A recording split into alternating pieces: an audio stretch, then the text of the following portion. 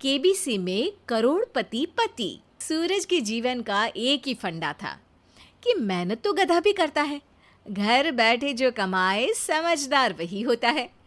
इसीलिए उसने कभी नौकरी ही नहीं ढूंढी। इस बात से हालांकि उसकी पत्नी शिखा बिल्कुल भी अग्री नहीं करती थी, पर फिर भी सूरज को समझाना बेकार था।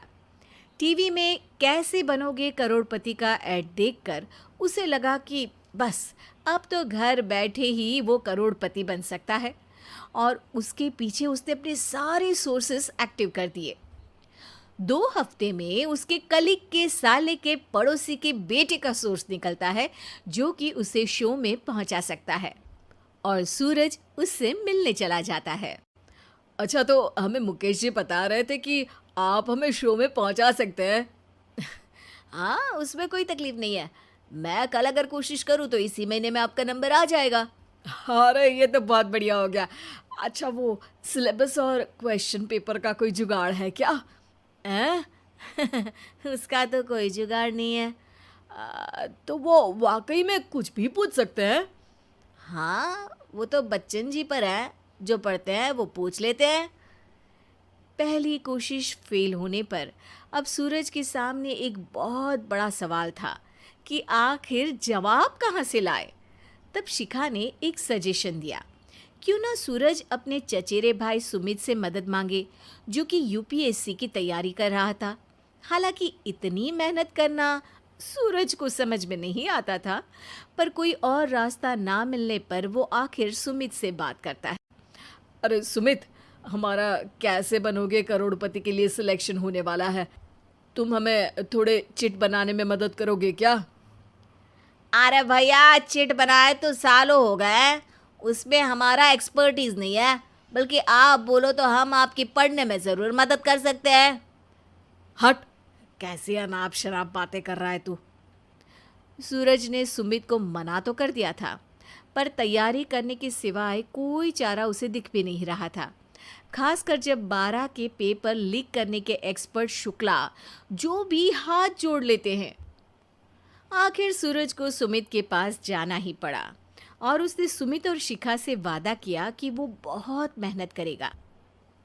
1 महीने की तैयारी के बाद फाइनल हुआ कि शो से 1 हफ्ते पहले एक ट्रायल खेला जाएगा, जहां पर सारे रिश्तेदार ऑडियंस की जगह पर होंगे और शिखा सवाल पूछेगी। दूर दराज से भी रिश्तेदार आकर हाजिर हो गए देखने कि आखिर कैसे बनेगा सुमित करोड़पति। सब कुछ सेट था, और इतने में सूरज आकर अपना स्पीच देता है।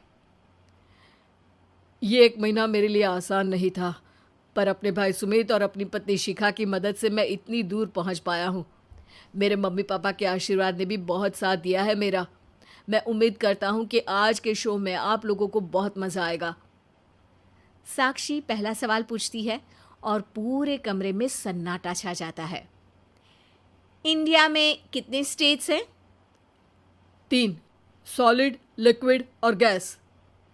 अरे रुकिए, तो ऑप्शंस तो देने दीजिए। इतने में 5वीं कक्षा का चिंटू बोल उठता है। अरे क्या मामा, आप तो पहले सवाल पर ही आउट हो गए। अरे बेटा, पहला सवाल तो ट्रायल होता है ना। अरे तुम अब देखना। देखने जैसी बात तो थी ही। सूरज को इतना शांत किसी ने नहीं देखा था। कभी कभी तो लगता था मानो सूरज आंख खोलकर ही सो गया हो। मामा जल्दी करो प्लीज, कल सुबह पनवेल भी तो निकलना है। अरे हट, कंसंट्रेट करने दे मुझे। 3 सवाल में 3 लाइफलाइन खत्म हो चुकी थी, और अब चौथे सवाल पर भी सूरज का मौन नहीं टूटा। पर सूरज अभी भी हार मानने को तैयार नहीं था। उधर हर कोई सूरज को छोड़ सुमित को देख रहे थे। आखिर सुमित ने ही तो पढ़ाया था सूरज को। गजब बेइज्जती है यार। अरे बेटा, तो बाप का, दादा का, भाई का, सबका नाम बुड़वाएगा। अरे 3 लाइफलाइन ले ली तो भी तेरा कुछ नहीं होना है। अरे कोई इतनी बात करता है क्या शो पर?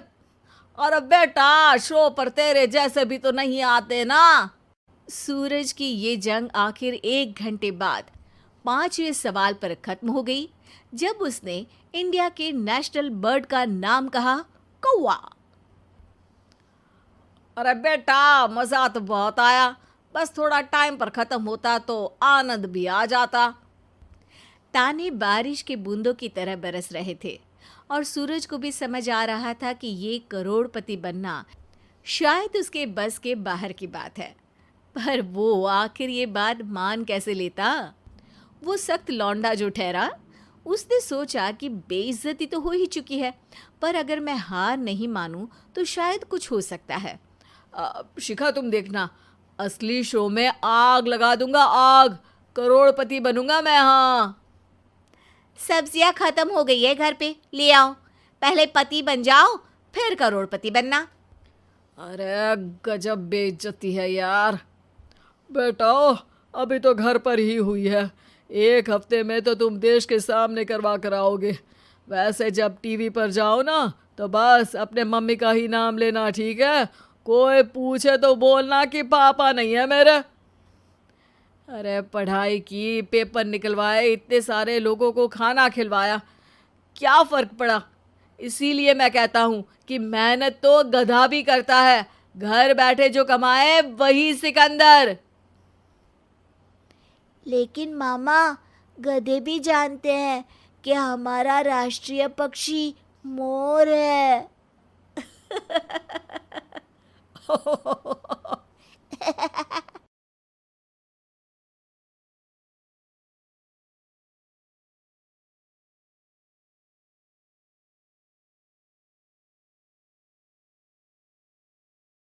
का परमेश्वर कहता है कि तुम उसके लोगों को जाने दो, नहीं तो बुरी बातें तुम्हारे साथ होंगी।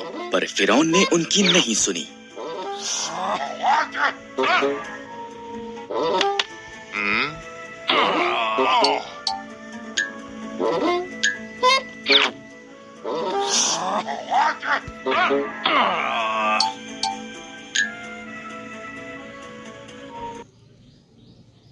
इसलिए परमेश्वर ने मिस्र में पानी को लहू में बदल दिया, कोई भी इसे पी न सका। तब उसने मिस्रियों के घरों को मेंढकों से भर दिया, हर तरफ मेंढक थे, फिर भी फिरौन ने उनकी नहीं सुनी।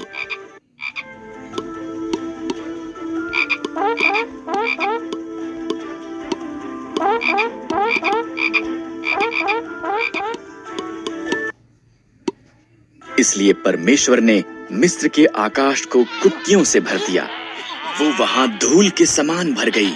फिर उसने मिस्र के देश को डांसों से भर दिया, फिर भी फिरौन ने उनकी नहीं सुनी।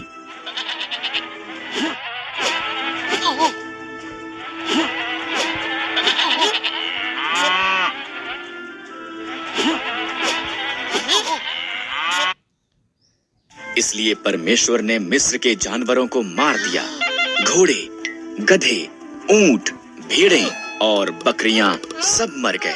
फिर उसने मिस्री लोगों को फोड़े से पीड़ित किया, फिर भी फिरौन ने उनकी नहीं सुनी।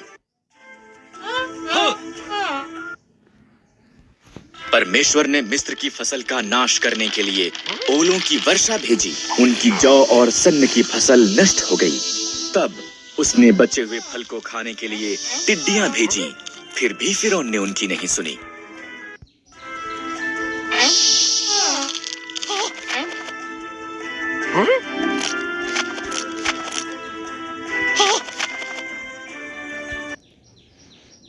इसलिए परमेश्वर ने देश में अंधकार भेजा, फिर भी फिरौन ने उनकी नहीं सुनी। परमेश्वर ने कहा, मैं मिस्र में प्रत्येक पहिलौठों को मार दूंगा और सभी पशुओं के पहिलौठों को भी।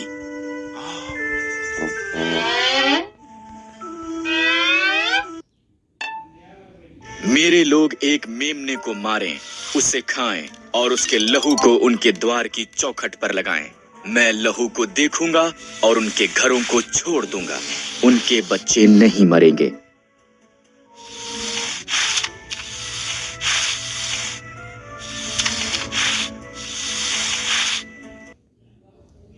तुम इसे फसह कहोगे और सदा उसे याद रखोगे।